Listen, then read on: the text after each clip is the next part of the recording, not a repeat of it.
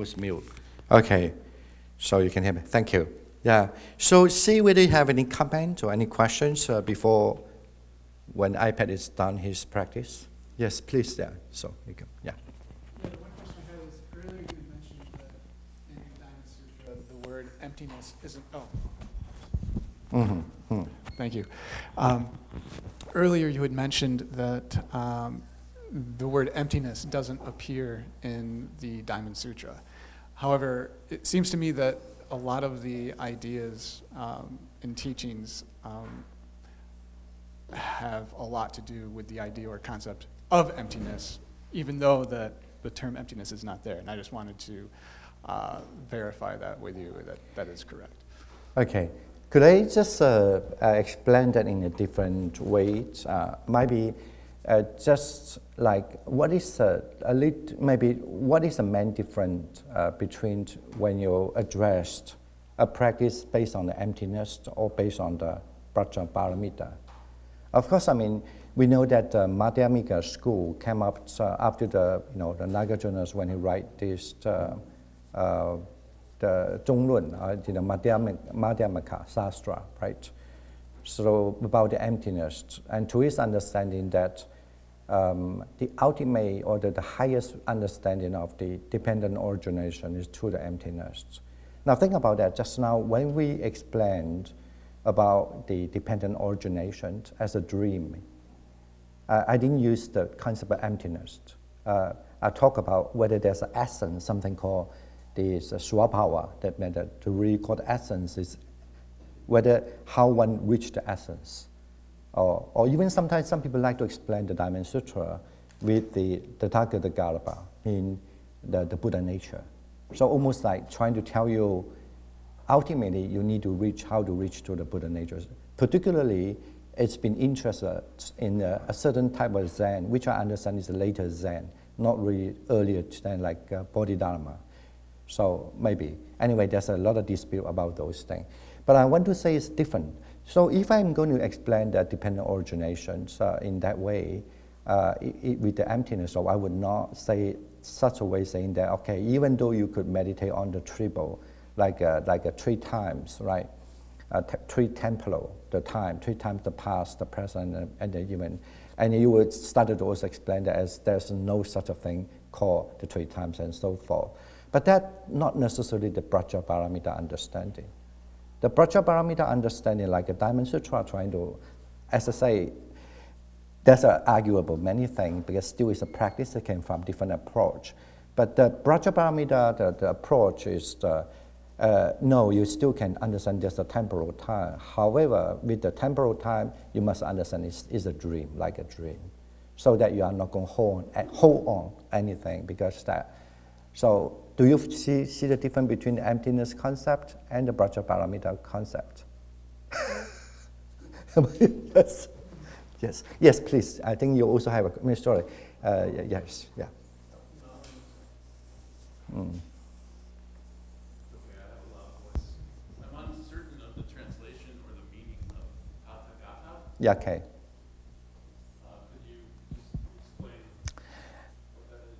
Okay. Generally, the Tathagata in the Diamond Sutra, I do not think, I would not necessarily trying to elaborate more about what does a Tathagata mean. But sometimes the word Tathagata, especially in early Buddhism, sometimes it is just a title of the Buddha called Tathagata. So its a title is almost like the Buddha had many titles, right? One Tathagata, or he's the, like for example, he's the Arahant. He's also have a title Arahant because it shows me someone who cut off the reincarnation as an Arahant, someone most worthy to be offering, to be served, so-called Arahant. So those are titles just to show the quality of what the Buddha have. Now, Tathagata is one of the quality. Originally, the Tathagata, the word is mean Tathagata. Tatha means such way. Agata can be mean come or go. But it doesn't matter whether it come and go. It's usually, especially if you, the definition what usually, to learn is to define the Tathagata as someone who passed down from the lineage, like a past lineage. So such a way they come or such a way they go. So it means that such a way, we believe that in the Buddhist understanding the cosmology, in this universe system, as the earth, as our, say the Buddha was, once he's been foreseen that he's going to be a future Buddha. So we will also, maybe when we have time, we might be addressed that a little bit on that topic as well. So at that time when he'd been addressed as a future Buddha, of course then he became so what we know the Buddha now 2,600 years ago. So I believe that in this earth we still have 25 Buddha past. So, and in other words, I mean, Buddhism believe this earth had much more civilization before. So, and then there were almost like 25 civilizations gone already. So in this civilization that we have this so-called Sakyamuni Buddha. So, and that mostly the Buddha, how they attain become a Buddha is different from Arahant, because Arahant learn from other. And they also always have a kind of like, I don't want to sound like a determination, because Buddhism does not believe in the fate or determination. But it's like that. It's kind of like there's a kind of, every Buddha almost become, the past Buddha, how they become a Buddha, they have the same way almost like. For example, they must be, has to go to forest. The Arahant don't have to go to forest, but the Buddha has to go to forest. Definitely must have the life to have experience in the forest life. And also they must usually born from a very, very good family. Unfortunately, maybe now in the modern time in America, nobody like to hear that, you know. So, and then, you know, because the Buddha is a different person. It's not Arahant. Arahant is okay, you can born in any kind of family. But the Buddha has to be born in a very, very good family. And blah, blah, blah, blah, blah, blah, many, many other things. But then, and then also the way they attended enlightenment will be similar, because they were, in the past, they were cultivating the paramita for a long, long time. It's almost like you have a tree, you always give the best thing for the tree. You know, best milk, best way of attending one tree, and that tree, the fruit comes, you don't pluck the tree also, like become Arahant, you don't need to. You also keep on, you know, look after the tree, the fruit will become the most best, you know, the most rich, and they will ripen, it will just drop up by itself.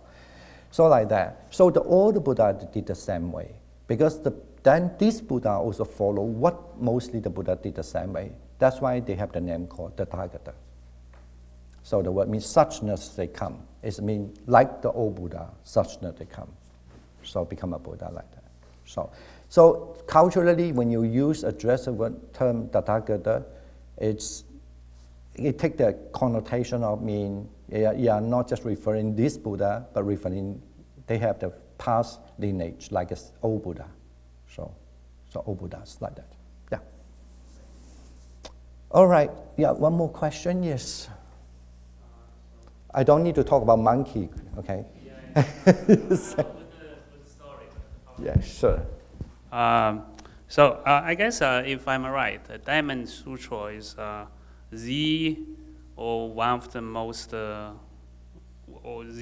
important, or one of the most important sutra in the Chan or Zen Buddhist tradition.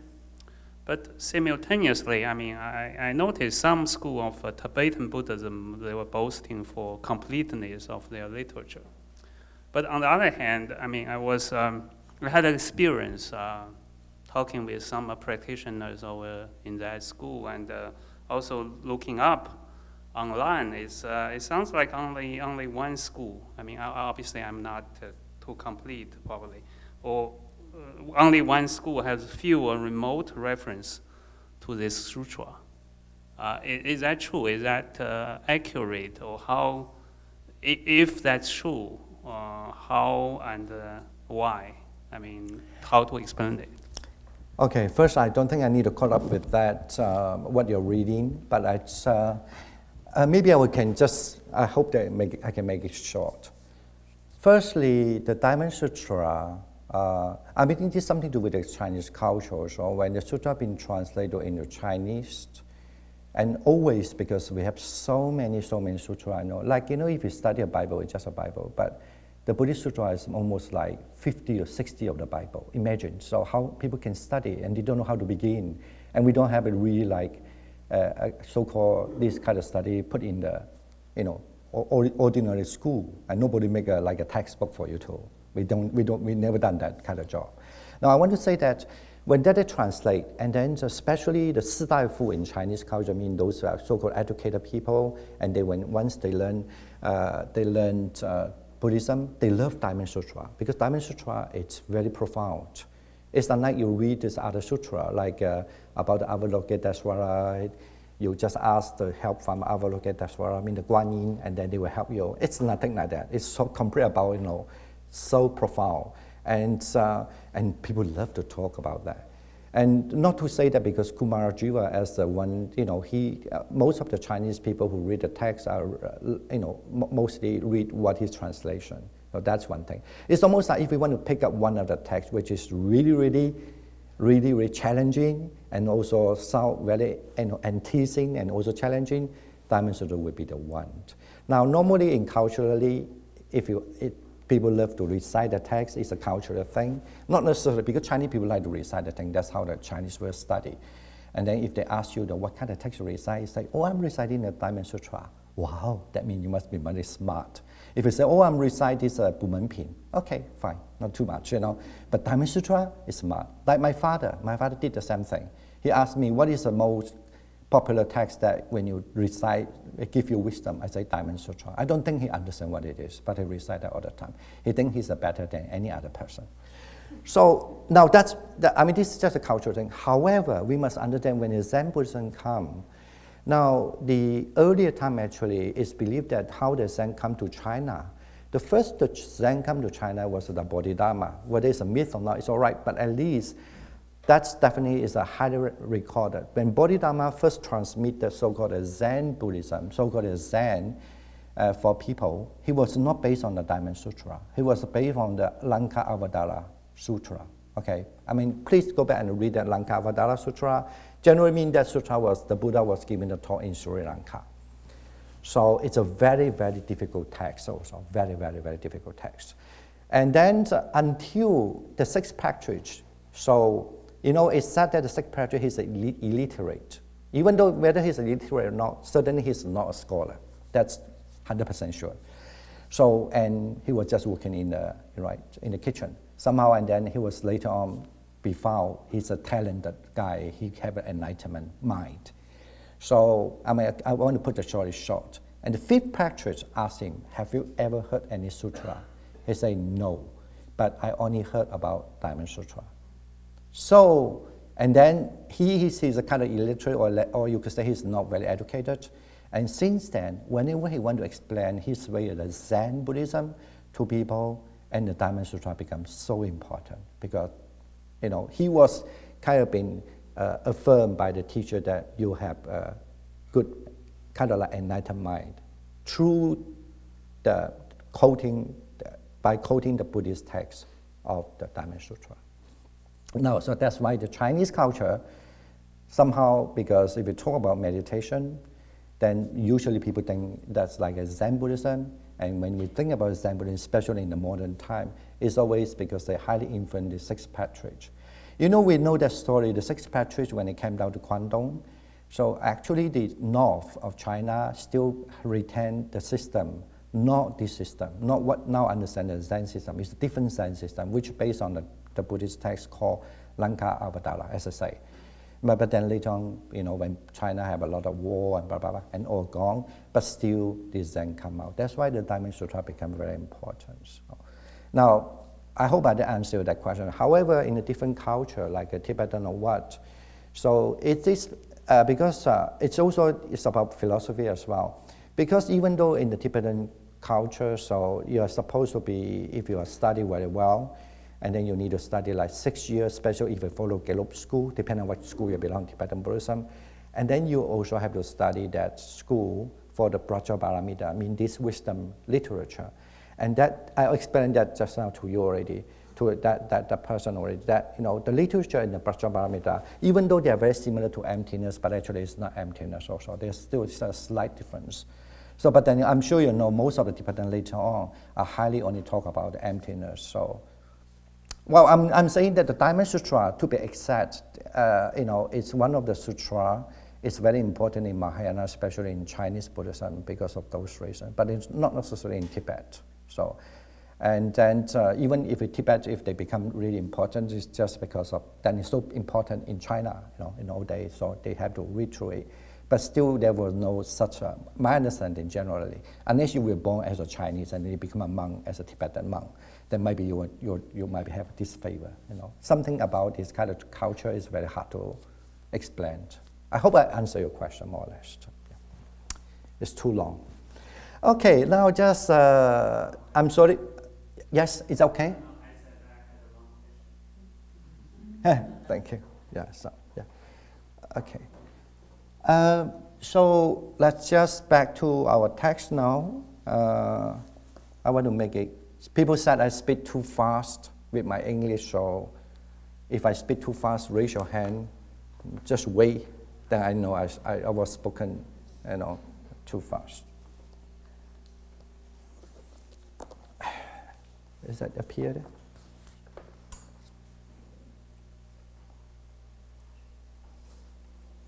There's nothing. Are you sure that it's? I'll hit it now. It's okay.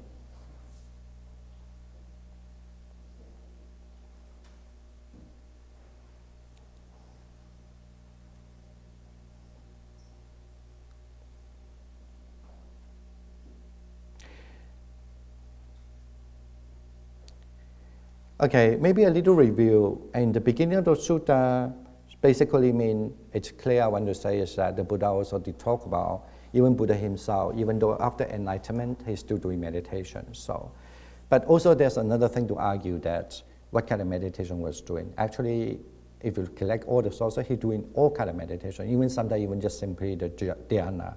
However, you also can argue that most of the time he was doing this Prajnaparamita. So you could argue that, especially if the emphasis of Prajnaparamita practice, mean the wisdom part practice, right?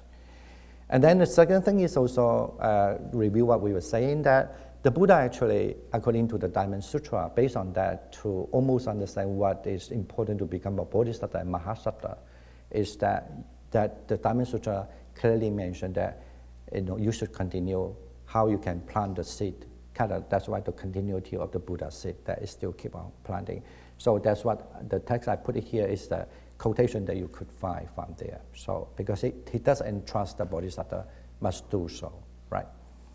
And then the other thing is about this practice also that then you and every much even in the very same sutra also mentioned that we need to have this aspiration. So that means that that have aspiration is that everyone that while you're doing meditation, like the loving kindness meditation, like fourth Brahma Vihara meditation, you're still a little different from the early Buddhist meditation teaching, but based on the same basis. However, you have to understand, you still must have such great mind, the Bodhisattva mind, to want everybody to attain the final liberation. So not just because you develop loving kindness or compassion. No, that is to them much more than that. After when you develop this loving kindness, and with the samadhi, still you must have the mind that you want them to become liberated. So that's why called initiating the practice. Then you could find those quotations from the Diamond Sutra. And the third thing is about that's the aspiration. Then the third thing is about and then how you should, just like when you're doing the loving kindness meditation, like a Brahma Vihara meditation, how once then allow the mind to stay, where you should stay, what kind of thing you need to stay on. So this is what the next subject. So, and I did mention everything, this I will skip it first.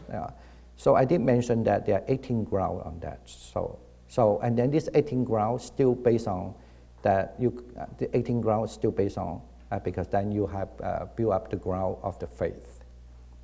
So, okay, I should stop that off. So, okay. So now I will go one by one now. So there are 18 of them. So I just now before ending the class for today, after you having a good lunch.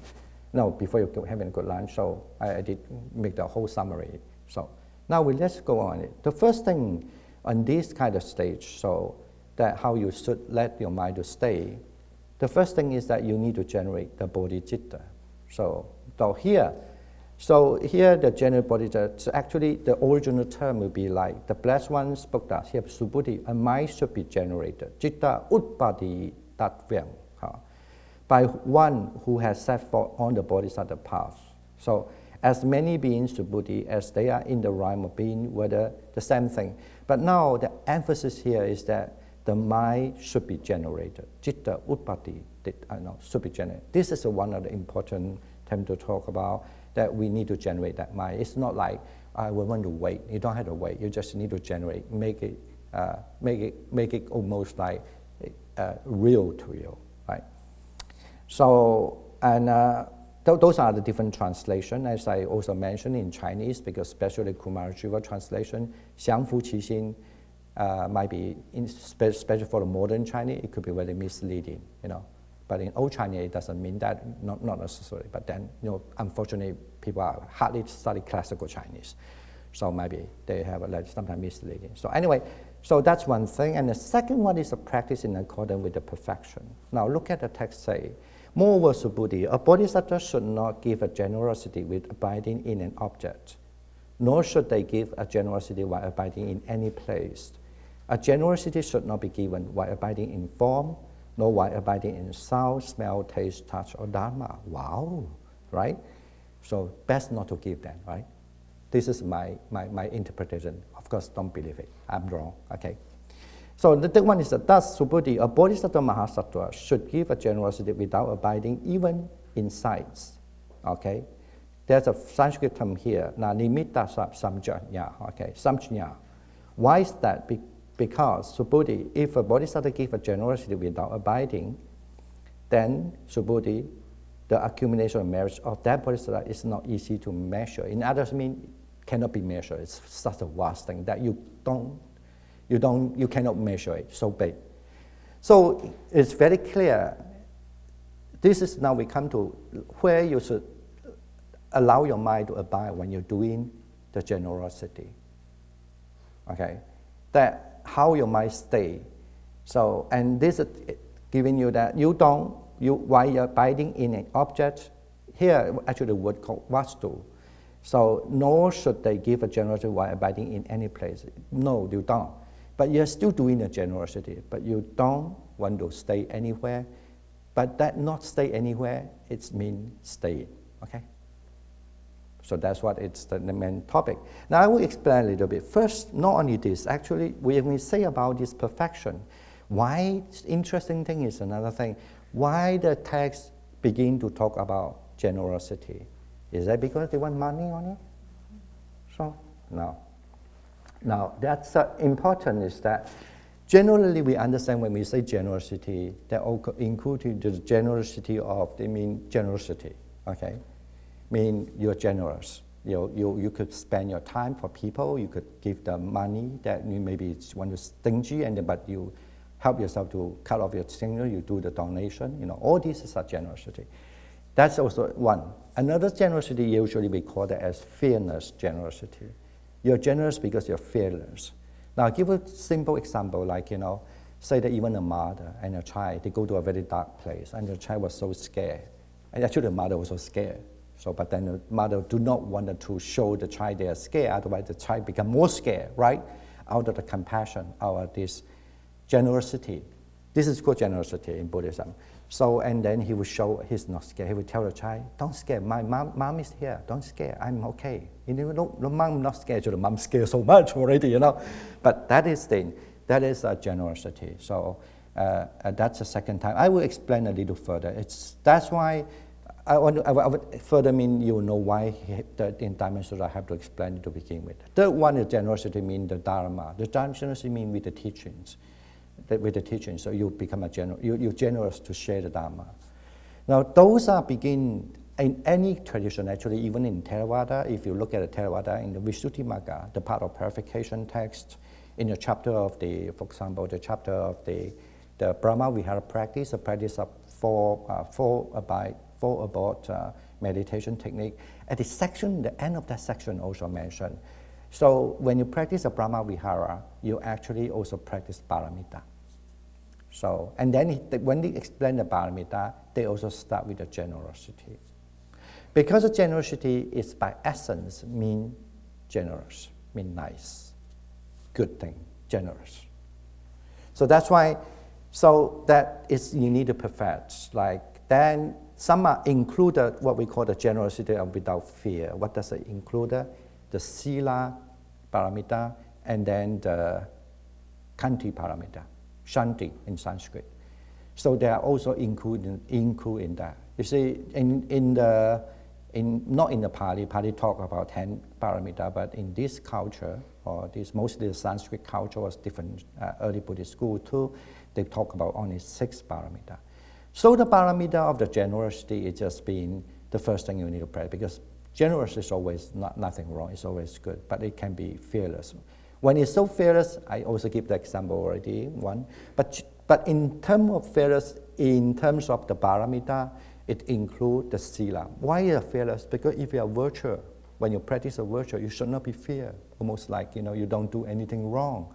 So whatever the people are going to, basically like let's say people are going to check you whether you did something wrong. There's no fear. So that's why it's called that you are practicing by the generosity. Also, you practice a fair generosity. In other words, that also directly connected to you will have the paramita of the virtue.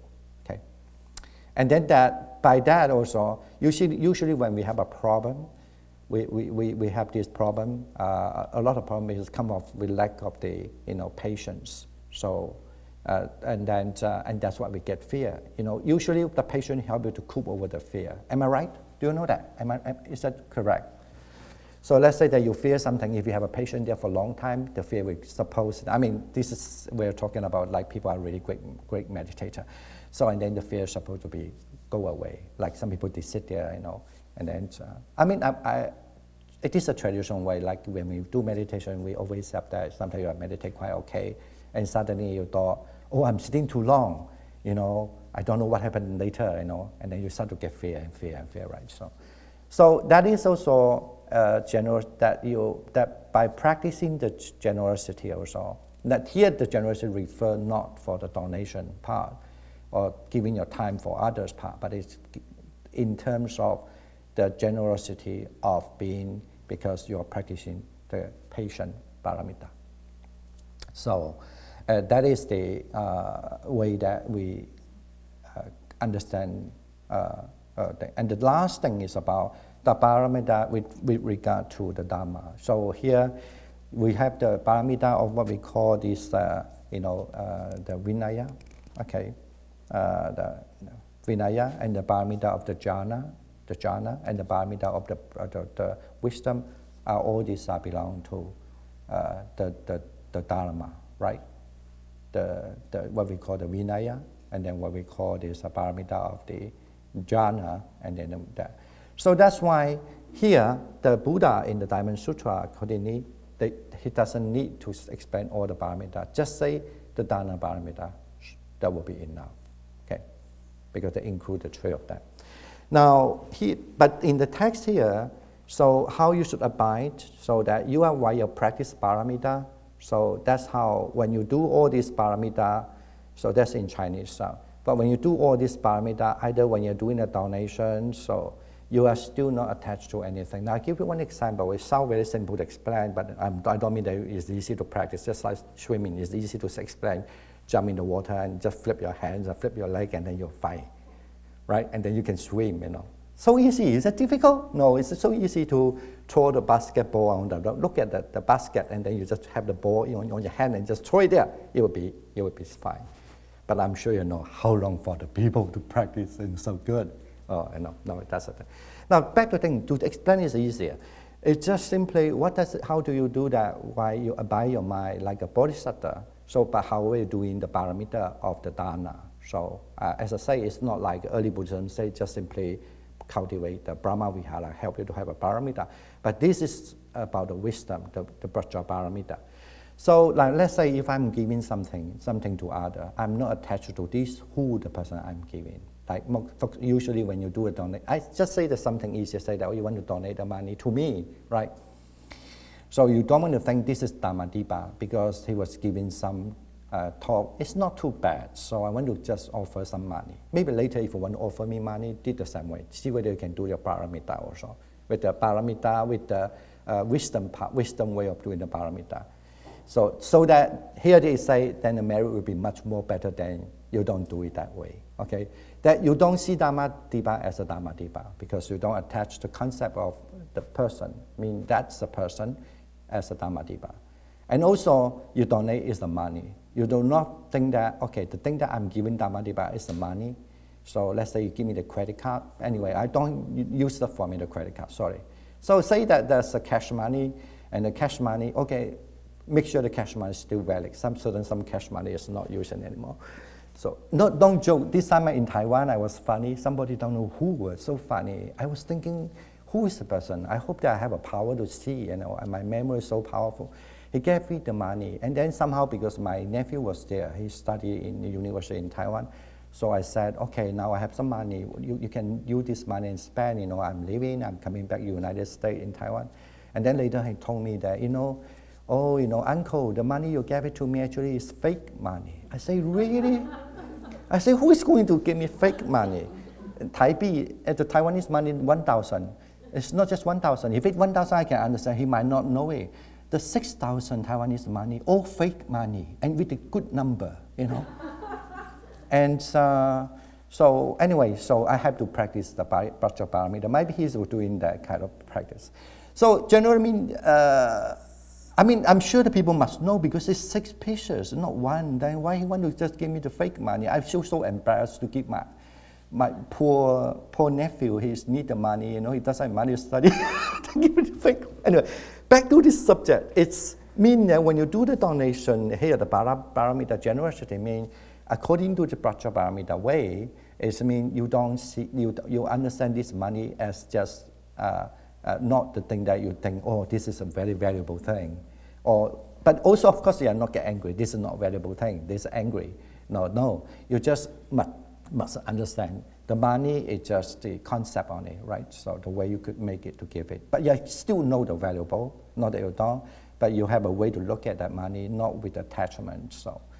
And then the third thing is about yourself. Who is the person giving the money? I give the money. Say that people give it to you, is you. Let's say the person called Daniel. Then the Daniel give the money. The Daniel should not think, I, Daniel, giving the money to Dhammadipa. So, and that I, because there's no self. There's no such a thing called I, because this moment when I give, the last moment when I thought about me, it was gone. Now this moment I'm giving, the way I'm giving, the moment that Dhammadipa got the money, I was gone, because that was not me, kind of like. It sounds very, as I say, to explain that is very easy, okay, to practice very hard.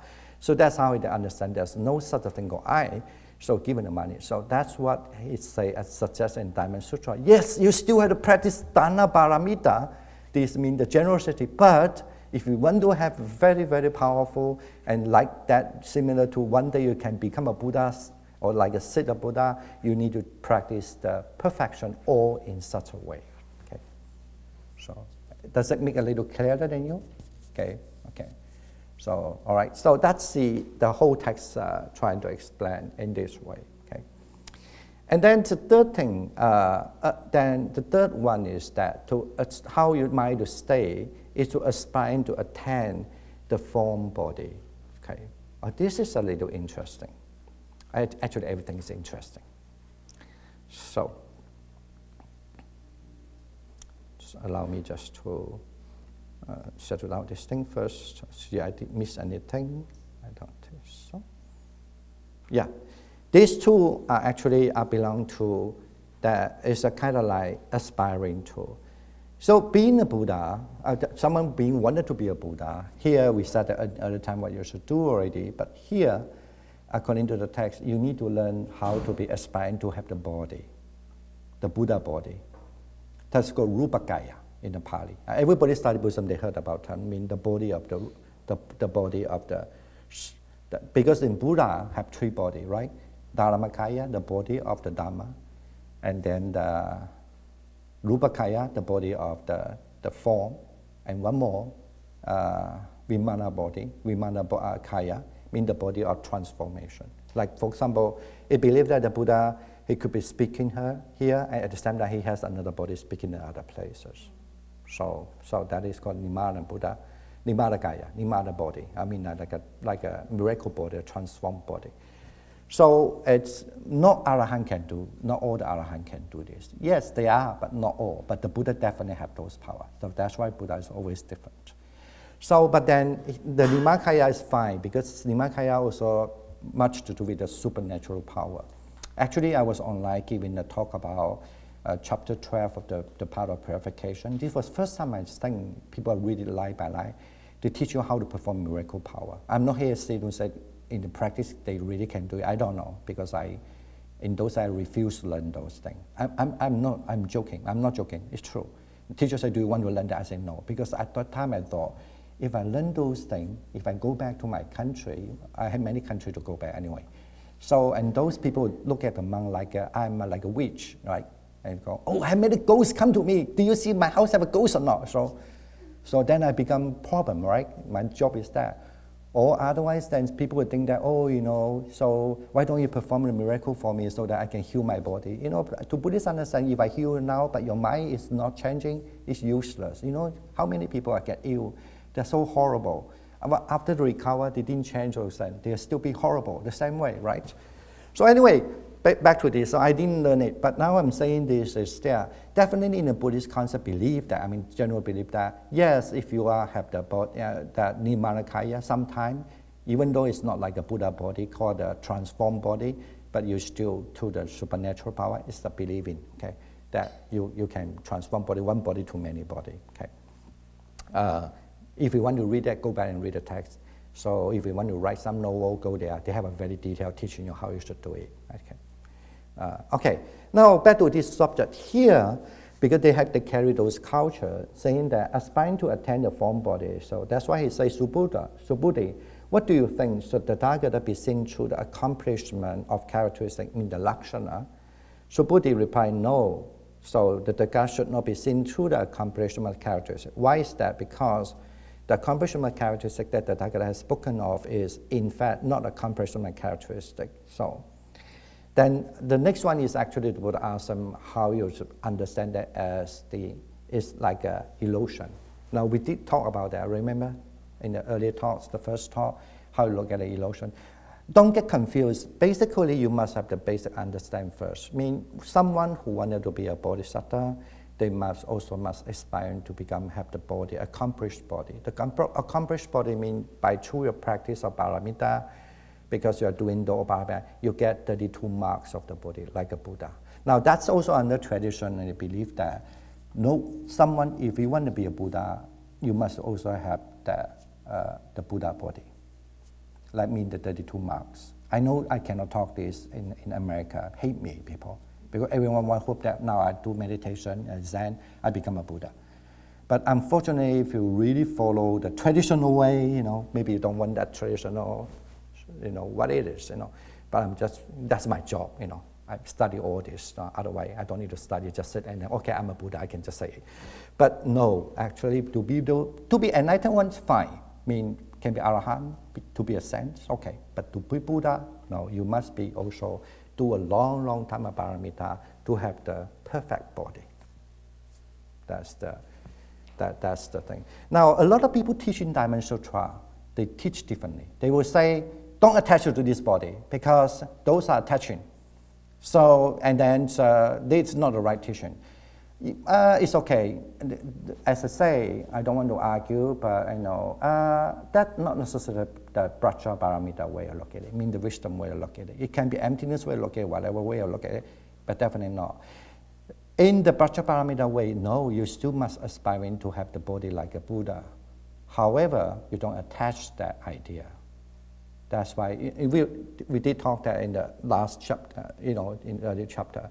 You still must have the aspiration, but with the aspiration, you're not attached to aspiration. You just have the aspiration. And you let your mind to stay with, that's the reason why in the sutra, reply in such a way, say, no, there's no, but then he's not denying that Buddha say that he has accomplished the perfect body, okay?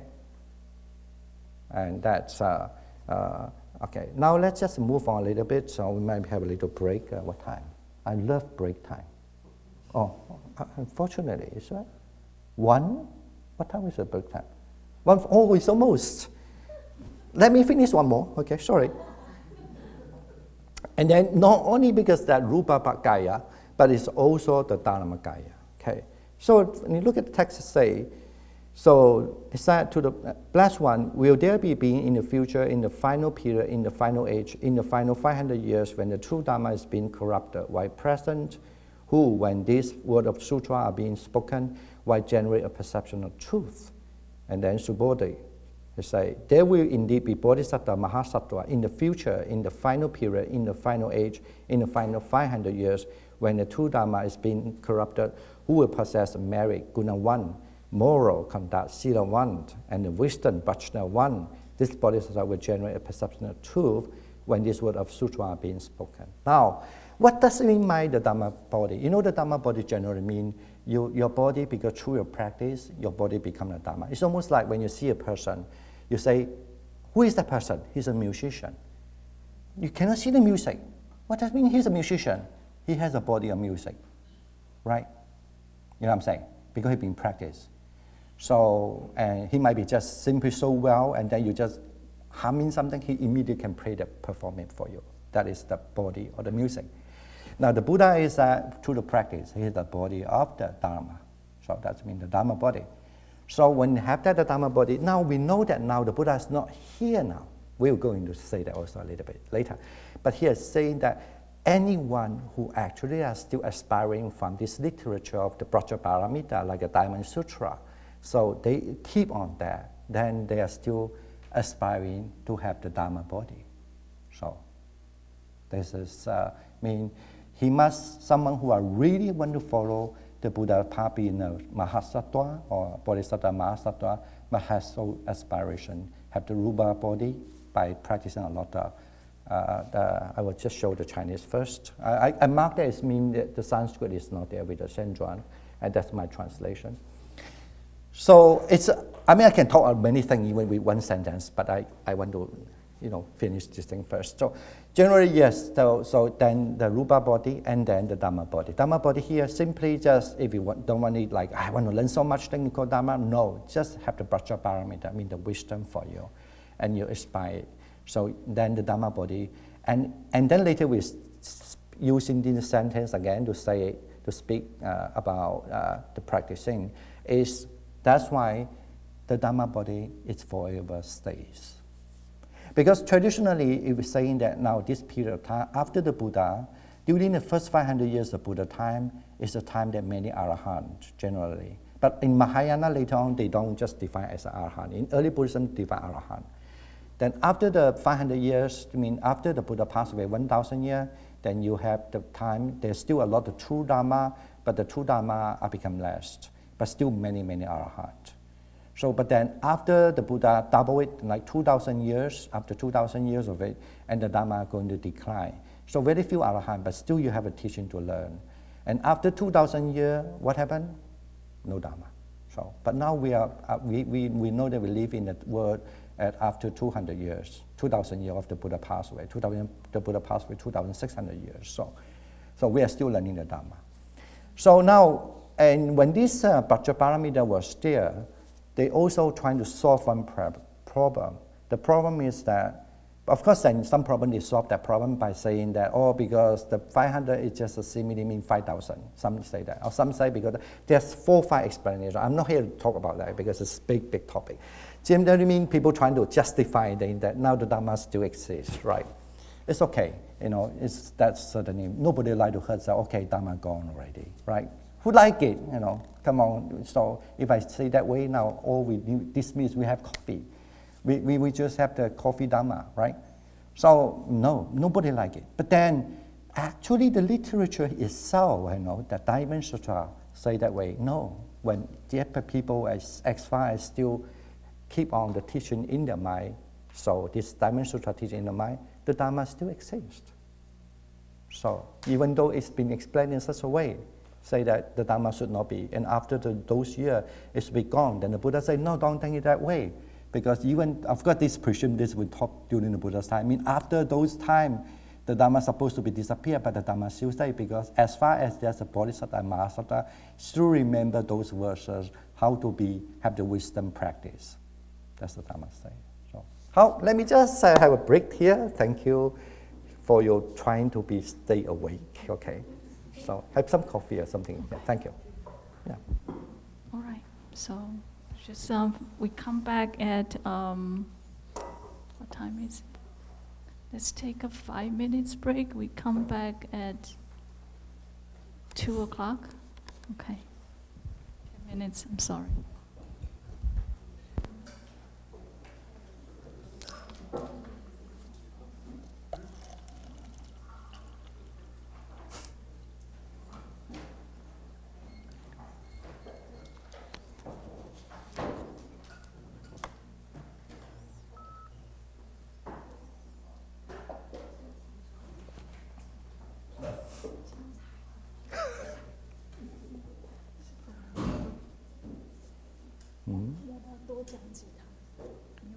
下次吧，对，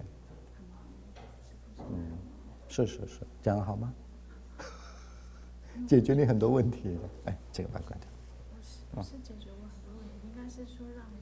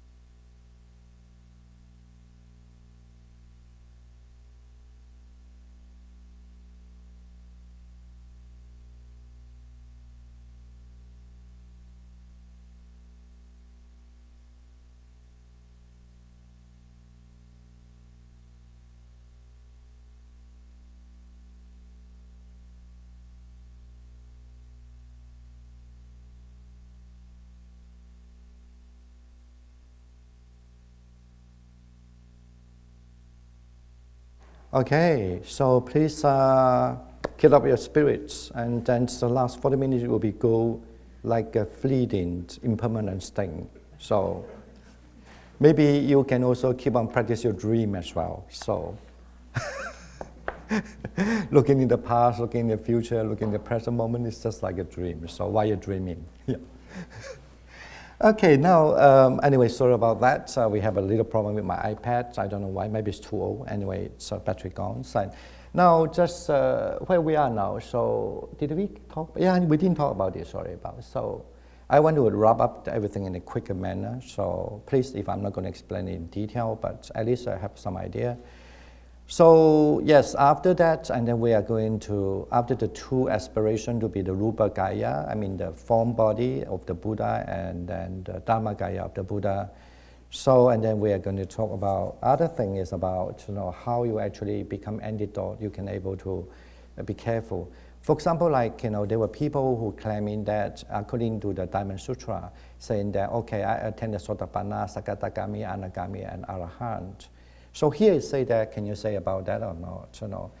And this, the literature, I mean this wisdom literature, or Diamond Sutra, as an example, so trying to tell you that when you claim that you have any attainment, in other words, you are not like a Buddha, because you still have the proudness there, you have the pride there.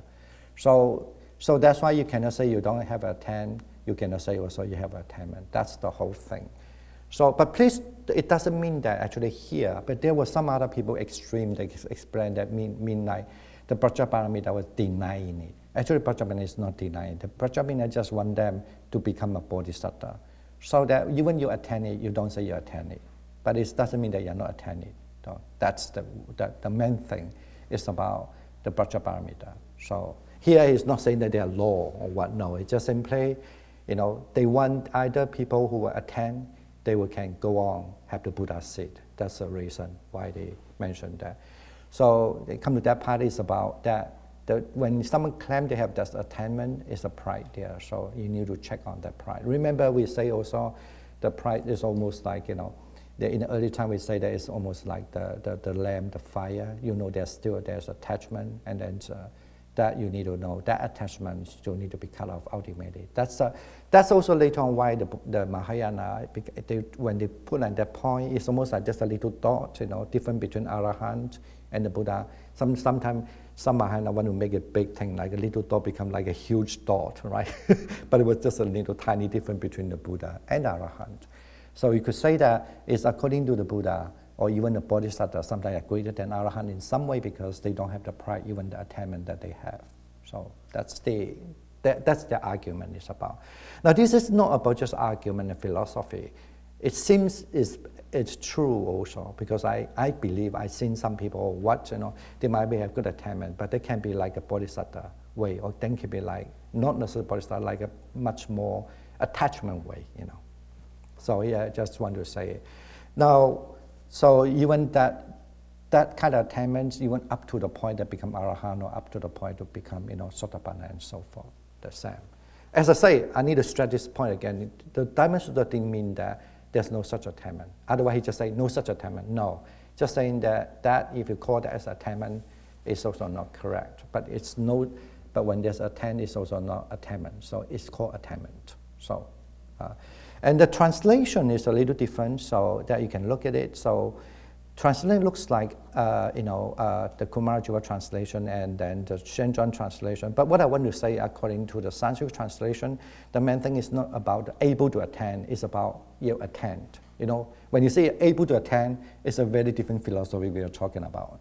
So were you able to attend the Sotapanna or not? But that's not necessarily in Sanskrit version, or even not necessarily the same thing what I read this Vasubandhu or even the Asanga's explanation. It looks like when they have those versions, that mention about the attainment itself, not able to attend. Okay, so I mean those are a little minor different. Those are for people who study, but that definitely will change us to understand the philosophy of what it means by the attainment too. Yeah. So, and the next thing is about not separate from the time of Buddha's appearance. So now, because it's very important, always everybody wish that they were born in the time the Buddha was attained. where the Buddha was appear, then you have such good merit you can learn directly from the Buddha. So here it's mostly trying to emphasize that even the Buddha himself in the past, he was followed the Dibankara Buddha. The Dibankara Buddha was like, foreseeing him that he would become like the future Buddha. So actually even though he had that kind of good chance to meet the Dibankara Buddha who can give him, the forcing or the affirmation that he would be a Buddha one day, actually that itself saying that the whole time of the Buddha practice until even he became a Buddha, he was all the time with the Dibankara Buddha. So that's what he want to understand. The way you understand that the time of the apparent the Buddha, not with the time concept like what we think, okay, the 2,600 years ago the Buddha passed away. So that you have to understand that, so say like he himself, because this text would presume been written saying that he was the time he's still alive, right? I mean alive being physical in this earth. So, and like that, so like we can give an example like almost like we talk about the Sakyamuni Buddha Sam, Then let's say that I was been in that 2,600 years ago, maybe I've been seeing a Sakyamuni Buddha, he's been telling me that I will be a Bodhisattva, so say that, okay. And then now, if I'm thinking about that, actually, the Buddha is always appear in me, So because it's the Dhamma, so that's why it's mean that, so you never really separate from the past Buddha. So because that your mind is still always with the Buddha. So then don't say, this is related to a little temporal thing. Don't think about the past Buddha giving that kind of promise, but that promise is always, it's there. So that's another thing that is about in this, that you need to allow your mind to stay in such a way. This is how you keep on always staying with the Buddha. Now, and then purifying the Buddha's lens. So we can read that a little bit. So I say, okay, good Subodha. Subhuti. Because Subodha is here, so I always call Subodha. So anyway, Subhuti. I remember countless kalpa in the past, even more than a countless kalpa before that. I served under Dibankara Tathagata, the Arahant, the perfect enlightenment. After that, I encountered 84 crosses of hundreds of thousands of Buddhas, and I served them all without failing in my duty.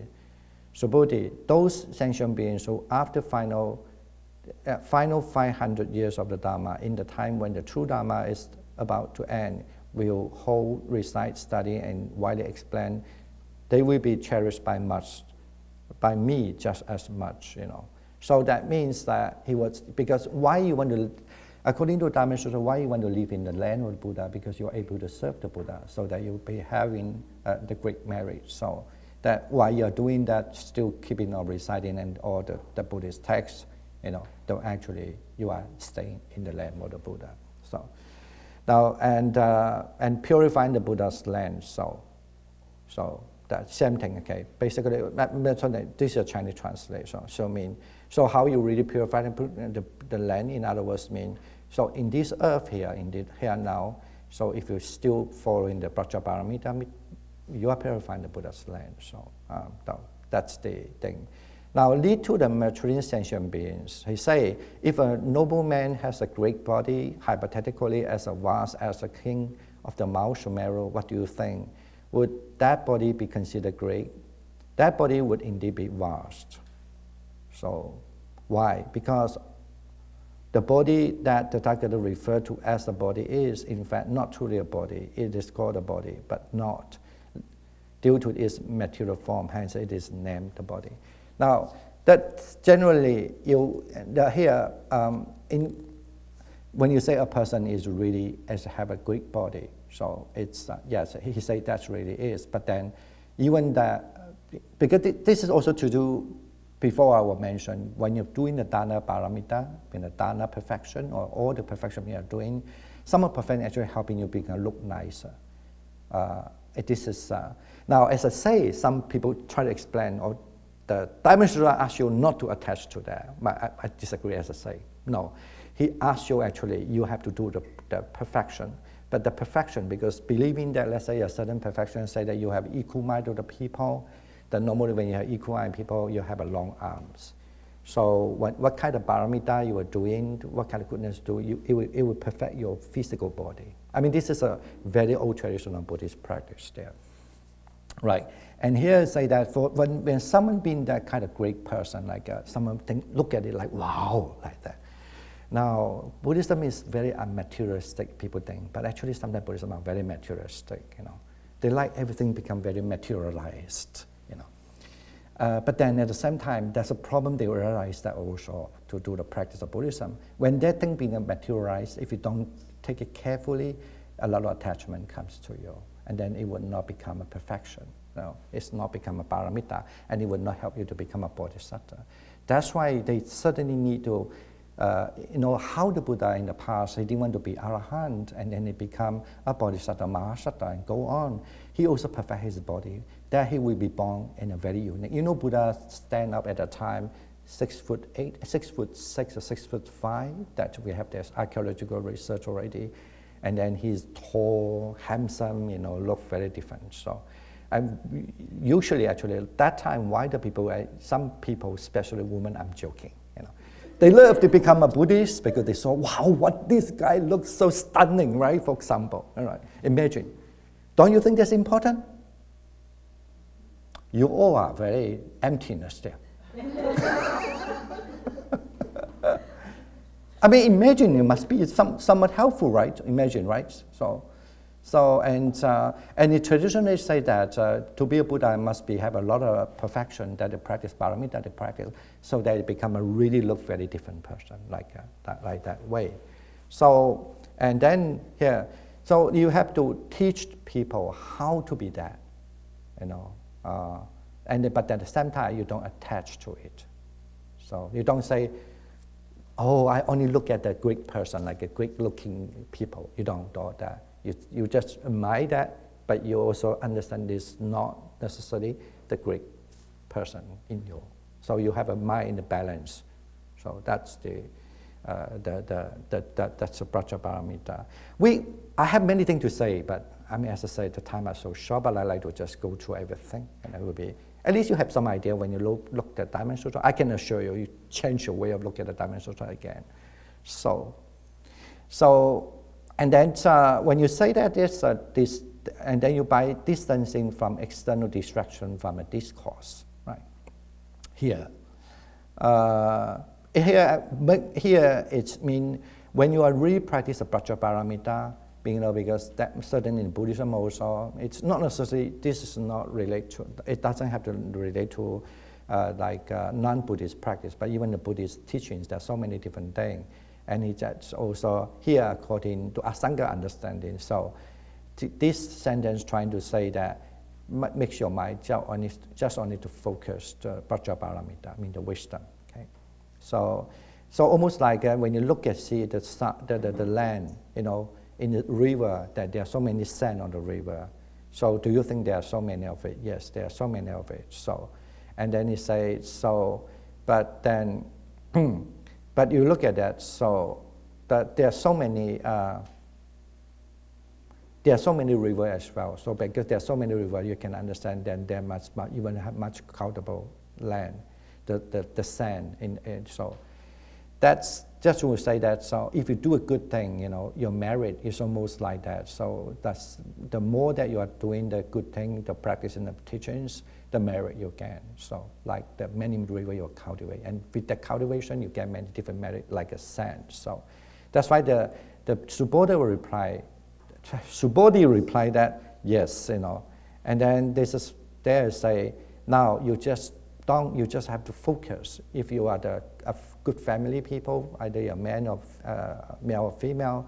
So and then if you uphold these 4 verses and then you explain it to others, this is how you gain. So in other words, mean just focus on this point. You don't have to do something unnecessarily. So that's so that you can fulfill in your practices. And so, those are the different translations. So then you have this also. What do you think, Subodhi? Suppose there was a many Ganges river as there again. So this is the same. Okay, think that about that. But the difference is here. I mean, I don't know, but but I think the translation was wrong. Contemplating actually destroying what is correspondent to you. In other words, when you practice, you must understand, don't limit yourself in that such a thing. That's what I want to try to say. Like, you don't limit yourself. Okay, that's only this river, and there's so many rivers. But then there's so many rivers, there's so many sand, and there's another river also, even that you don't see. And then they can be the river usually something to do with the Indian culture. Like start with the Ganges River, because Ganges River for Indian culture means purification. So that there are so many kind of purification. With the purification, you have so many kind of sands. So, and there are so many different kind of purification. That's what you have to focus in the earliest statement. This statement trying to say that, so then you are kind of like, you are able to, not to limit your mind, just thinking this, only this, and that many. So they become vastness of the countless practices. Now, then this is saying in the Diamond Sutra, saying that you are offering to the Buddha, you're reverent to the Tathagata. So the same way, if you're just thinking you're only, how to say, doing offering respect to the Tathagata, so, but you also limit yourself. So you must understand that you are doing the reverence to the Tathagata. So that's why you say in Chinese that, do you want to see the Buddha as in the 32 marks? So if you reverence, you don't. Only when you're down to see the Buddha with the 32 marks, even before we talk about 32 marks with the body. But here, when you really, serving a person with the 32 marks, you're limited your serving. Yeah. So that's why your offering merit you become limited. So it's almost like, if you just say that you want to do the service to, say that I somehow think about like myself. If it's do the service to me, then you think that that's the Dhammadipa. So yes, you're doing a good thing, but then at the same time you're thinking about just the Dhammadipa. Of course, I'm not a Buddha. It's the limit, the merit is very little. Right? But okay, just say that there's kind of limit. But then when you think that way, the merit is still being, limited already. So this is why. But then, however, you are still, that's why when you're serving to someone like a Buddha, you must understand, you don't have to think about that person like a Buddha with the 32 marks of the body. So here there's a lot of detailed explanation. So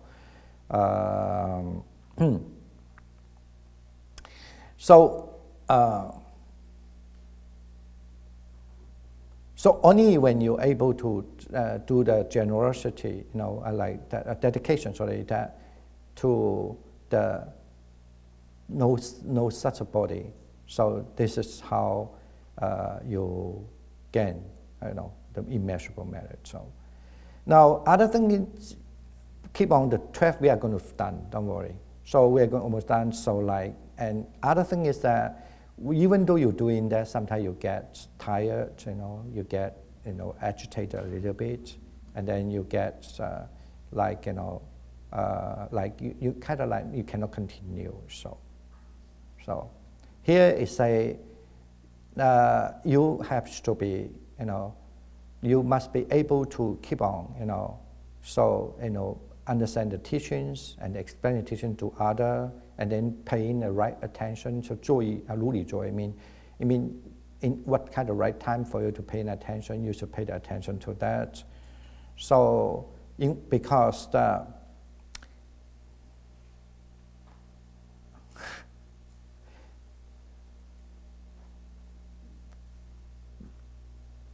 let me see, what is this argument here? Just a little thing, different stuff. Here, if a man or if a good man or a good woman at the beginning of the day were to offer as many bodies as there are grains of sand in the Ganges, and again at midnight and again at the end of the day, continue in this way for countless eons, the merit generated from this would still be less than that of someone who hears this Dhamma and does not slander it. The merit from hearing this Dhamma, accepting it, writing it down, reciting it, and sharing widely with others, immeasurable, or surpassing the merit from offering one's body countless times. Okay, so this is how you keep your, not just only thinking, oh, I want to do this, stay with the Buddha, and I'm serving the Buddha, that only, but then if you can have teaching with you, basically it means you keep on. That keep you not get tired. So The third thing is about the patient. So this patient have come with a popular story, I think. Yes, so I think so. Did I put it here? Yeah. This is patient chart, blah, blah. You know, this is about, because as a bodhisattva, patient is very important as a perfection. So, but the perfection patient is always included in the non-fear. You don't fear. Now, because this story has become so important in Buddhism, in early Buddhism, this story will come with the Jataka story as well. The Buddha once in a past life, and he was, anyway, he was a very, very dedicated practitioner in the forest, and one day he just came to a garden where the garden belonged to the king, and nearby the king, and somehow, you know, the king stayed in the garden, having a fun time there with a lot of beautiful, you know, what do you call that? I forgot the English term, like the ladies or the musician and all sort of thing. And then the king felt tired and just fall asleep there. And all these kind of beautiful, you know, entertainers, and they were like thinking, okay, why don't they just walk around in the garden? And then he saw there's one practitioner. So were there doing the, like a sage, right? Saw a sage. And they asked the sage about, you know, the teachings, and they were and the sage were giving them a very nice delivering the teachings, and they were pleasant. And then the king, when he woke up and he saw that nobody around, and he was so mad. You know, imagine these people when they are pride, when they wake up, you know, he's a king. Imagine, right? Where are these people? What the heck? All these people gone to? And then he just woke up with angry, and he saw. Unfortunately, he saw that all these entertainer women are surrounding with the handsome, you know, sage there. So of course he get more furious. So that's why he was going to her, and of course he was scolding this, you know, woman and thinking, you know, they were not right. And then he asked the sage, "What are you doing here?" You know, out of jealousy. So and then this sage is so funny, and he was so funny that he was killed later on. That he say, He said, "What you're doing is I'm just doing my practice." And then the king asked him, "What kind of practice you're doing?" He said, "I'm practice patient." So, okay, you're training patient. So he asked his guards and come with the axe and cut his hand. So you say that you are a patient, let me cut your hands. How you can be patient? So he cut his hand. He didn't even have a sweat, you know, of the tears. So even the sweat and no fear. And he cut his other arms, cut his leg, cut his other leg, and cut his body. And at the end, he was dying. Okay. In early Buddhism, in the Jataka story, that's saying that, and of course that say that, and then the Buddha did say, okay, that sage, it was him in one of his pastime when he was a so dedicated practitioner as a bodhisattva. So, and he was dying. But according to the commentary in the Pali, in early Buddhism, he explained that why this, how this sage, such a powerful, even cut his body, he doesn't even shredding. Imagine, you know what I'm saying, right? Imagine even now nobody cut you, you are angry already. But imagine that somebody cut your body, and then up to even cut his whole body and he died. So he didn't even have one anger come up. He doesn't. So, and that is, of course, this is also called the kanti paramita, I mean the patient, the perfection of the patient, the practice. So according to the Pali commentary say, he did that because actually he would not allow himself to have the mind of the anger. What we call the limita, mean that there's a kind of mind. I know this is a little detail, but I think it's important, I would say. You know, something like that. So he would not allow this kind of limit. I mean, he would not allow this side, the anger side comes up into him. That's why even that king cut him such a way, he just died. So he would not allow have the anger there. He knew this is a bad thing. Now, maybe you think this is a fancy, but I like to explain it more because I hope it will help you in the future practice, even a little bit. Okay. So it's like you know, imagine, let's say, that kind of side mean, for example, if your good friend, imagine that you have a good friend, always nice, but one day you discover the good friend says something bad behind you, you get angry, right? And then you call to your friend and you argue, and then after you told him that, I don't want to be a friend anymore. So it happened to me many times anyway. So So, and that's why I can say very vividly. And actually, then now next time when the people tell you, oh, have you seen, let's say that person is called, just say Bobo or Bobo, I just simply make up a name, like BB on a BB. I say, do you see BB? I met him, you know. Actually, when you think about BB, the anger comes, right? Because your mind have that side of the anger. You build it up that already. So it's a very subtle thing. And then say that even if the BB one day is without your invitation, it just come to your house, you get angry. So you saw that person, you get angry. You have, even the person didn't say anything. Even the person might buy you a gift, a big gift for you, and you still get angry, you know, because your mind have been infatuated with that side already of anger. So accordingly, the Pali way I understand, of course, you could do loving kindness, many things, and then to solve that problem. So because solve that. For example, let's say the guy, if that BB, if he come to see me, he say, oh, Dhammadipa, I give you $1 billion, not 1 million. I mean, I don't care actually, to be honest. Billion, of course, my anger will go by that itself, right? So, and then that, from there onward, what he say about bad thing about me in the past doesn't matter, because the $1 billion is more important than what he say, right? So what happened is that when someone tell me, did you see BB? Oh, BB, where's BB? Where's BB, right? I know.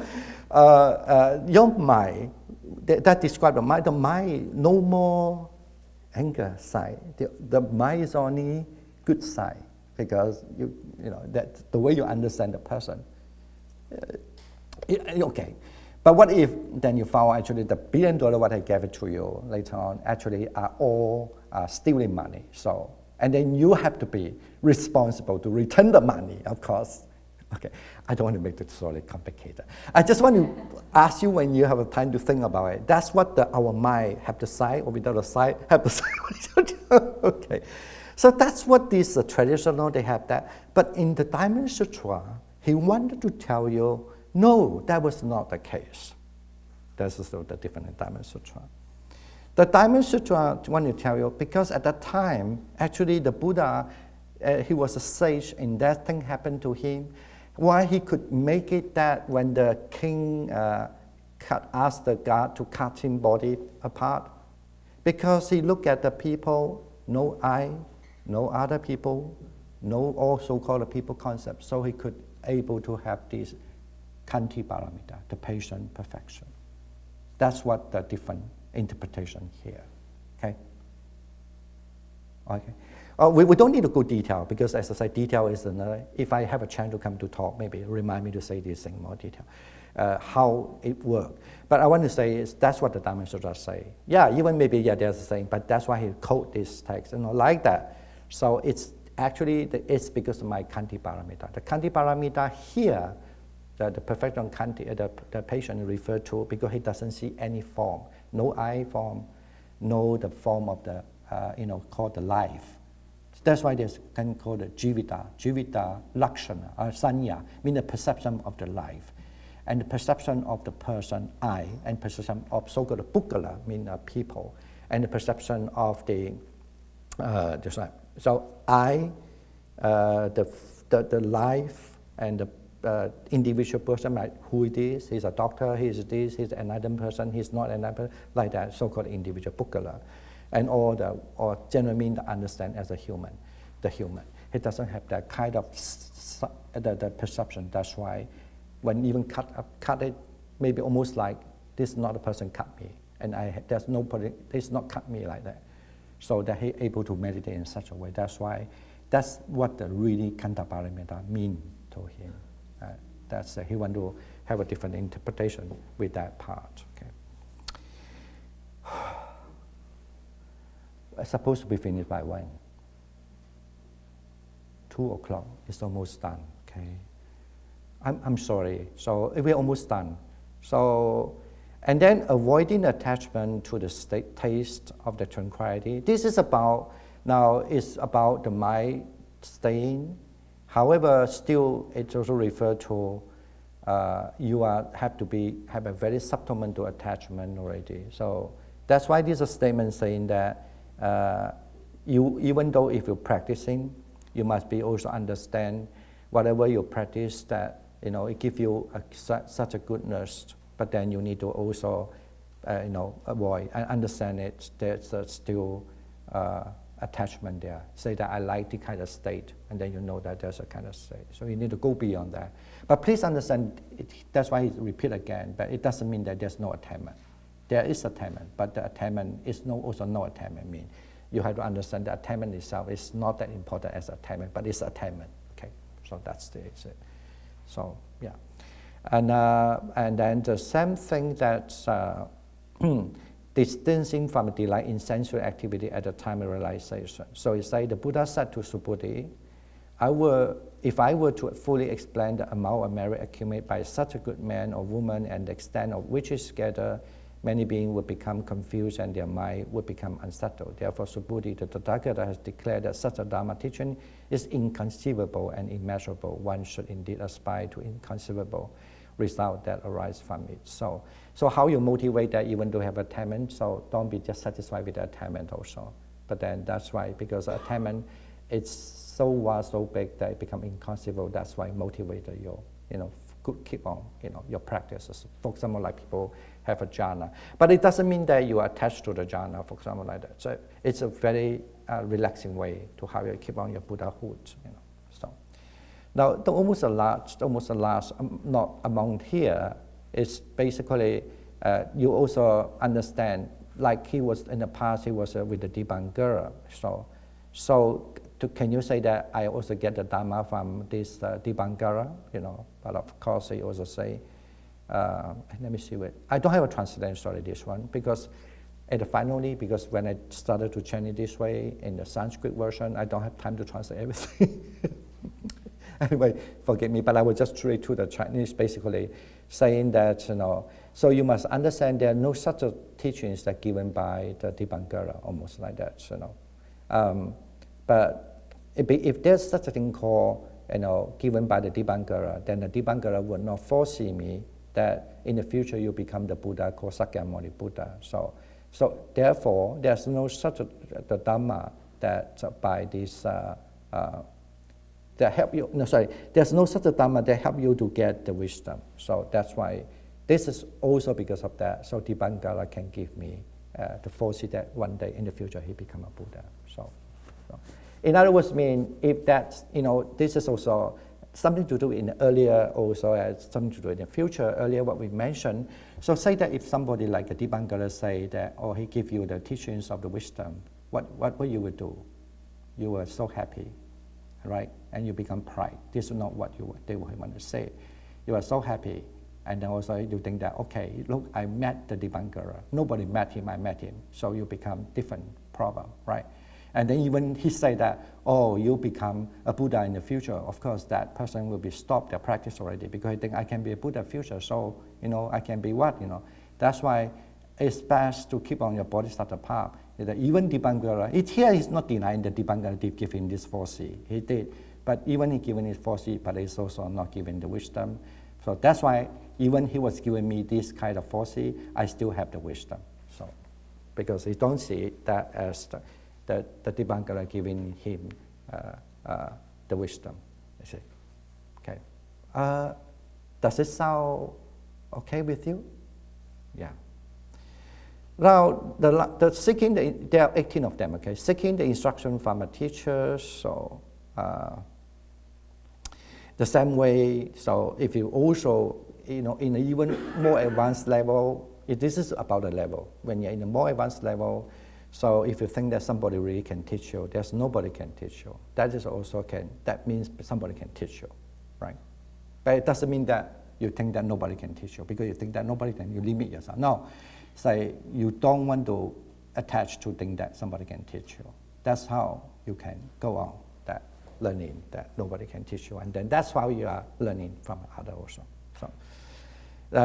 So the same thing about the attainment. So if you think that you have attainment, then you also limit yourself. Okay. So, and aspiring to attain the Buddhahood. So then if you think that, okay, once I become a Buddha, I can actually will adorn the whole place to become like a Buddha land. So if you have that, then you are not a Buddha. So even you're able to adorn the land to like a Buddha land, but you don't think that you can adorn the land as a Buddha land. Okay.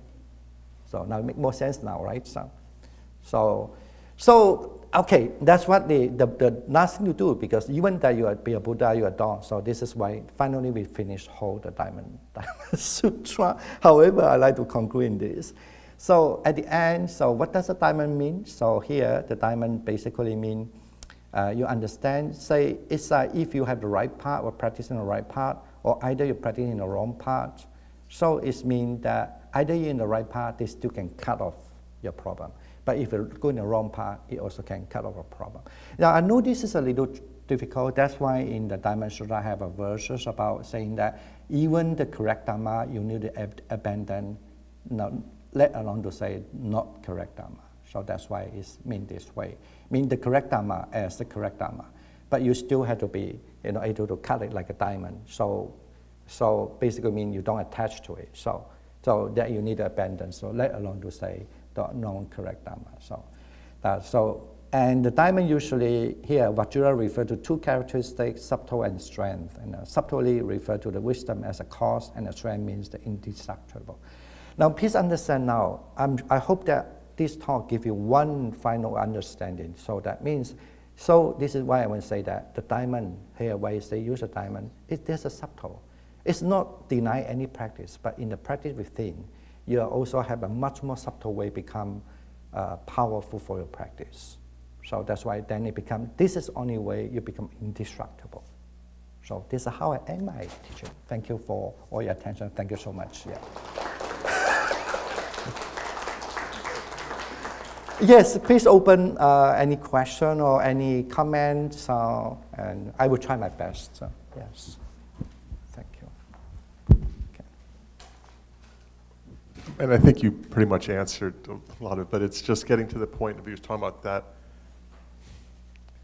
the subtle nature of approaching the practice, or the subtle nature of wanting to attain whatever it is that you want to attain, is that that is the part of the time that it is so very gentle, so very subtle, so very delicate, that line in between I want to do this and doing it, and then how do I attach myself, or the attachment of the desire.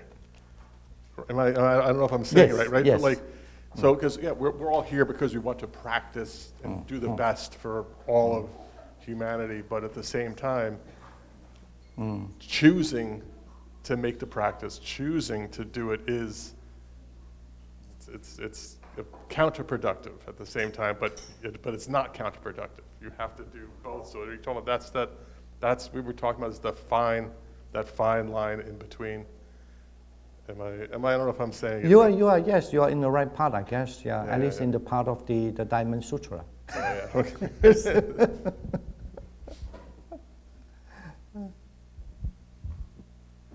Thank you. Yeah, Anyone thank you for else? that sharing. Yes. Anyone else have a comment or?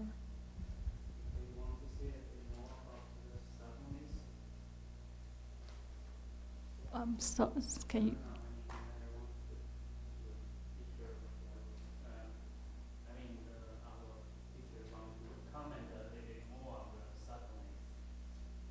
I thought I did say a little bit. I mean, the subtleness here means so. Even the whole structure of the Diamond Sutra is trying to convey the understanding of the Vajraparamita, I mean the wisdom generally understand it, Vajraparamita.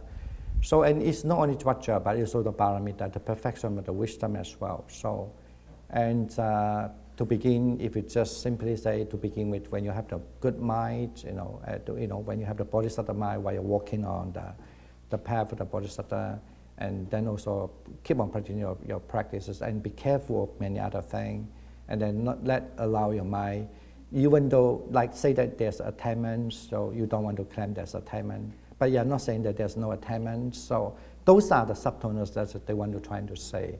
Because that subtleness of when you're doing this way, this is helping you actually go further better. This is according to the Diamond Sutra. So, and this is how it becomes undestructible. So because you can also explain it further undestructible because it's almost like forever, and then ultimately you reach the Buddhahood, the perfect one. So, yeah. So.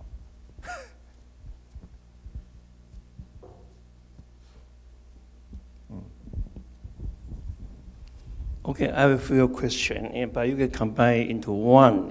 The first question is, the Buddhism has historically evolved into many schools and developed various doctrine.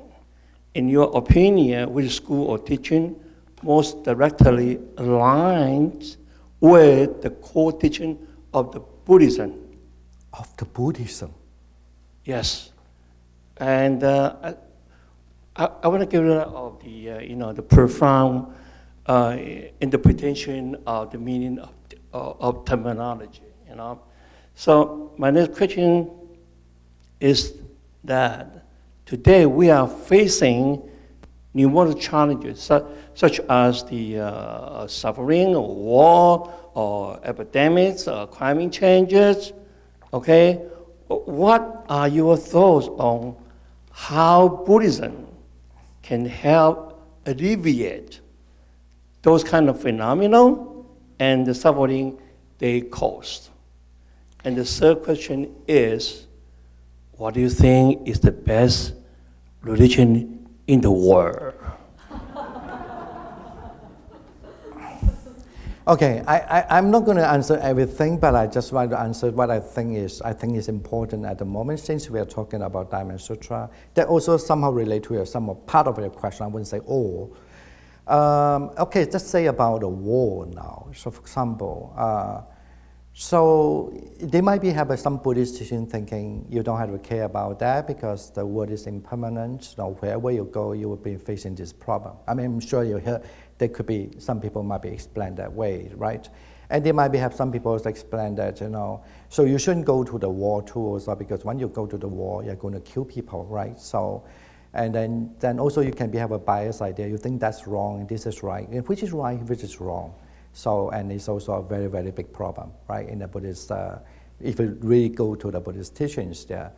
So, the same thing about the politician, like we are going to, American have an election, so who is going to elect who, who is the what? Everyone definitely, people try to convince me, they think I'm important, actually I'm not important, so that means I'm important, I'm joking, So, but I'm just saying that it's, they trying to convince me, I should elect these people or that people and this, and anyway, so whatever.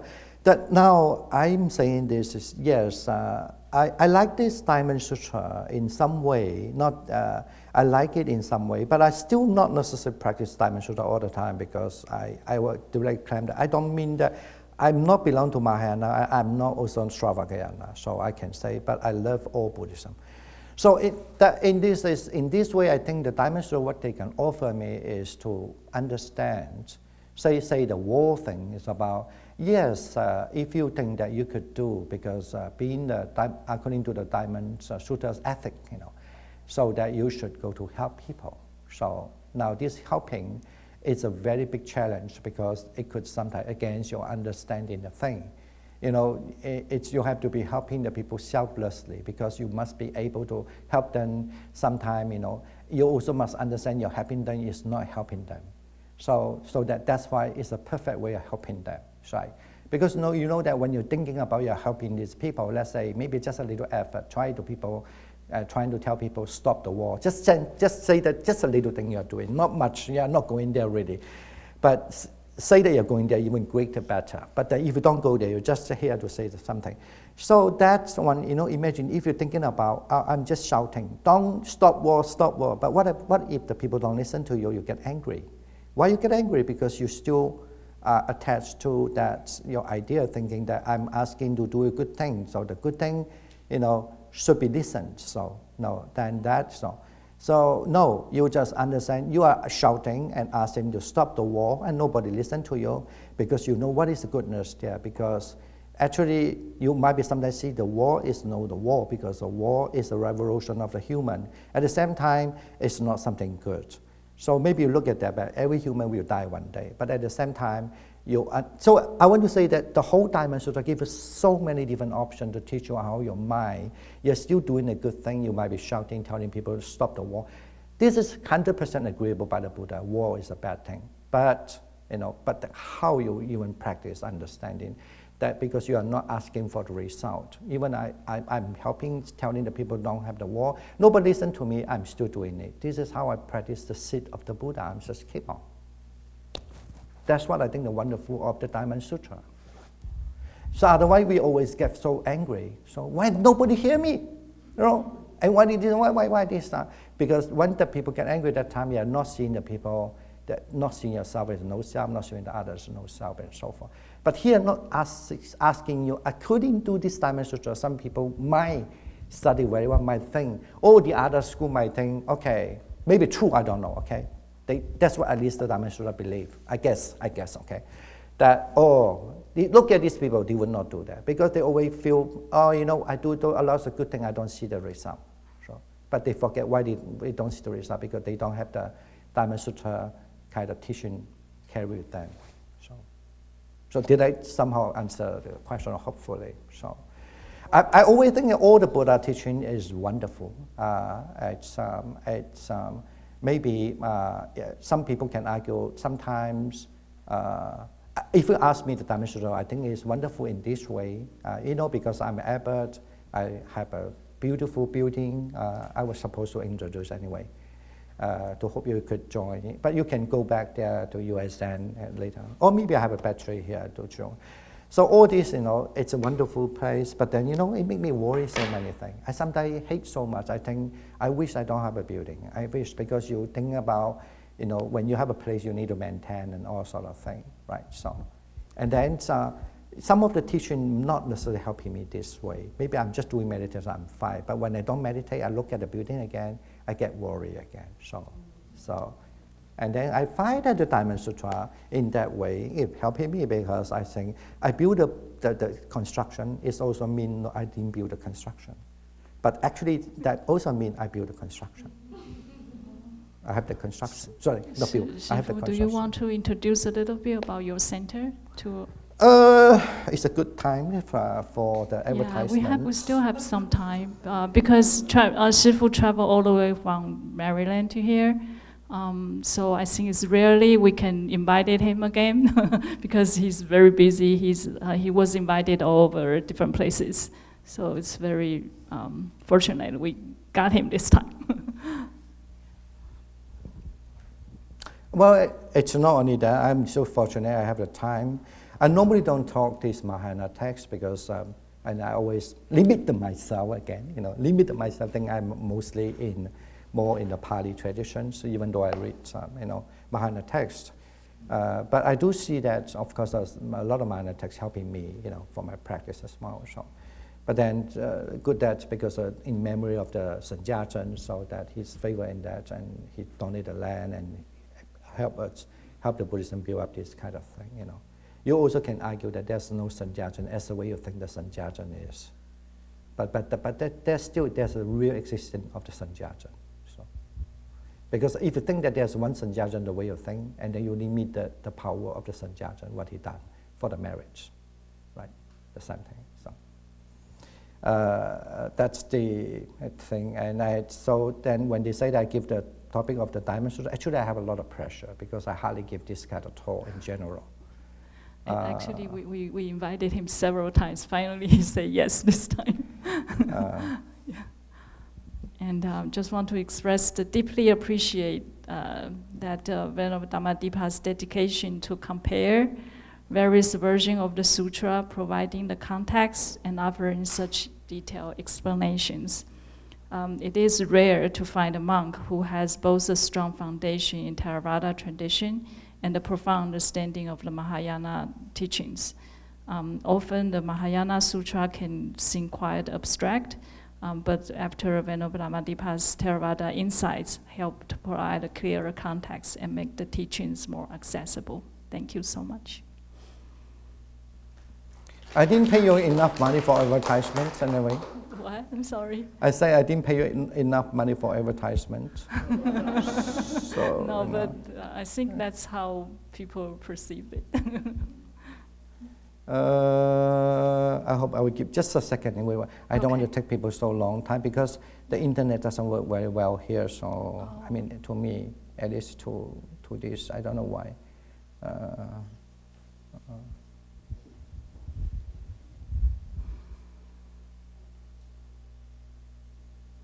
Or maybe I was using this, did I? So, Okay. yeah, no, I didn't. I did cut it off.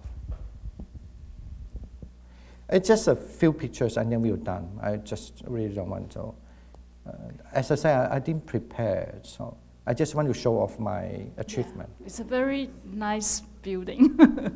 It's So, very because there were some aesthetic. pictures. Yeah. So, and not necessary.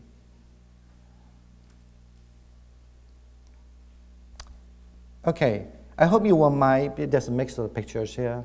Don't look at the other pictures. Because I couldn't open the website, even if I can, it's not much to see. Something should be supposed to appear? No?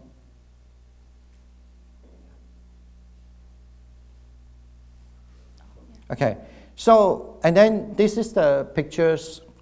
What happened? Okay, these are pictures actually when we have open ceremony. I look smart, that's why I put it here now. And this is actually the place that we build for people who come to practices and for staying. The monks stay at the room. This is the other house. We have one house like that, and the outside is look like this. Look marvelous, not too bad. And so it's just a lodging place for people who come to practice to stay. So, and then that's how you can see the door go inside. I may have some, and this is how you see at night. I took this picture myself. We don't have a photographer. We didn't ask anything, did anything. We are very, very low maintenance, bad maintenance. Low maintenance is a good term, but actually it's a bad maintenance.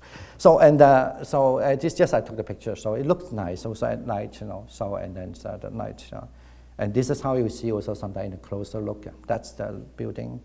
And then, sorry, because as I say, I have something. But I don't have anything bad, but why don't I just, where are these other pictures? Yeah. And then this is actually the meditation center inside. So, that's how the inside, and then the glass. And then you can see the other side is there's a courtyard outside. This is the first floor, but we have the ground floor. But even though in the ground floor, because it's like little hill area, when we build that, the ground floor looks like, not like the ground floor, like almost like a first floor, but this is actually the first floor. But I'll say that is like a second floor. So, and then other side is for walking meditation. So that's why if you do meditation, you can see in such a way. Oh, the PayPal, okay. And then now, this is how it's at the outside. When you go in, that's the main door. That's the place. We just had it last year, open ceremony last year. So we're building it, we were lucky in a way, not only funding, a little bit lucky. It's also at that time, for 2 years during the COVID time, because the other, we have a company who able to build this, but then, even though they have that, sometimes these people come in or not come in.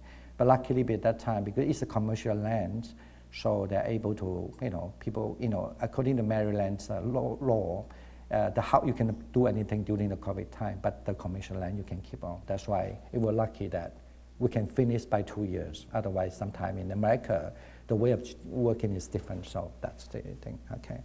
Oh, this is my childhood. Oh, come on, pictures. And then. And then that you see there's a sun, right? This by the way, that beside that maybe have other picture, and that's another building. That's where the monkhood live. That's where I live, And so so you can see that building is the same. There's a whole building, but there's a separate one. This is actually for activity and exhibition. For exhibition and the Venerable Dhammadipa Center is called Zen Institute. .org, right? The website. Yeah, in general, outside is somehow look like that, right? Is it good? Yeah. Thank you. This satisfies my ego. So that's why a lot of people, when you visit the place, they didn't know this is like a meditation center. They always thought it's something else. People are curious what it is.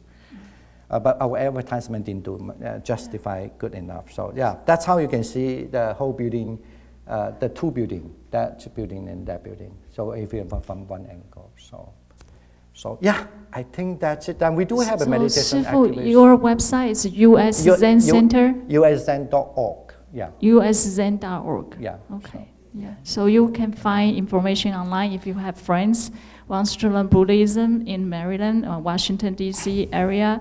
So you can introduce them to go there. Actually, I have a long vision about that. Vision means it's not my life. I know my life is short, so this is impermanence, right? So, but then is that because this center we build. One thing when we do that, we consider that if we go in right to it, okay. Not on, we just have it larger, as I say, and then maybe in the long run, 50, 20, 100, you never know.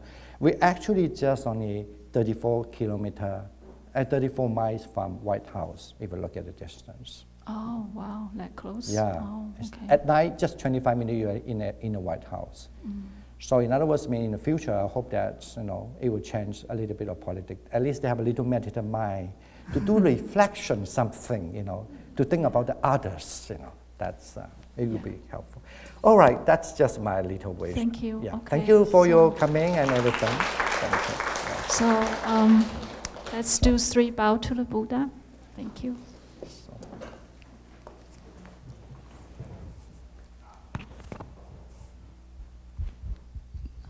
First bow. Second bow. Third bow. And thank you, Bhante. 1 bow. Thank you, Bhante. Thank you very much. Yeah. If you have some time, you can